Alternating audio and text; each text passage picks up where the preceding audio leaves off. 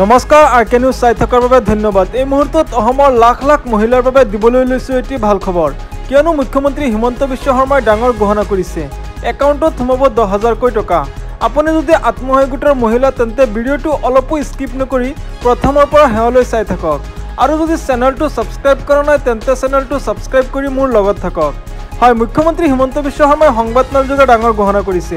গোটৰ মহিলাৰ একাউণ্টত চৰকাৰে সোমোৱাই দিব 10,000কৈ টকা।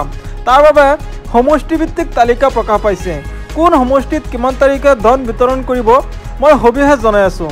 যদি আপোনাৰ একাউণ্টত এতিয়াও কিবা সমস্যা আছে অতি শীঘ্ৰেই সমাধান কৰি লওক, নহ'লে কিন্তু নাপাব মুখ্যমন্ত্ৰী মহিলা উদ্যমিতা আঁচনিৰ 10,000কৈ টকা।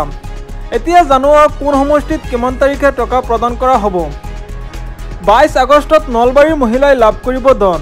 23 আগষ্টত জাগিৰোডৰ মহিলাই লাভ কৰিব ধন। 24 আগষ্টত মাৰ্গাৰিটাৰ মহিলাই লাভ কৰিব মুখ্যমন্ত্ৰী মহিলা উদ্যমিতা আঁচনিৰ 10,000কৈ টকা। 25 আগষ্টত ধুবুৰীৰ মহিলাই লাভ কৰিব ধন আৰু এই টকাটো প্ৰদান কৰিব অসমৰ মুখ্যমন্ত্ৰী হিমন্ত বিশ্ব শৰ্মাই। 1 ছেপ্টেম্বৰত পাথাৰকান্দিৰ মহিলাই লাভ কৰিব ধন। 2 ছেপ্টেম্বৰত হোজাইৰ মহিলাই লাভ কৰিব ধন।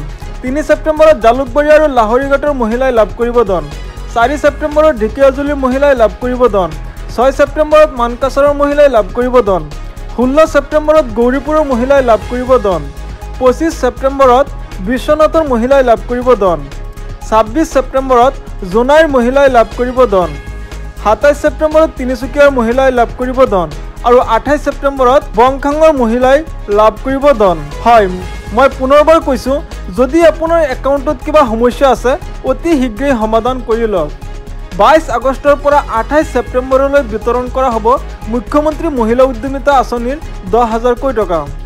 এনেধৰণৰ ইনফৰ্মেটিভ ভিডিঅ' নিতৌ পাবলৈ চেনেলটো ছাবস্ক্ৰাইব কৰি ভিডিঅ'টোত এটা লাইক কৰি দিব। ধন্যবাদ।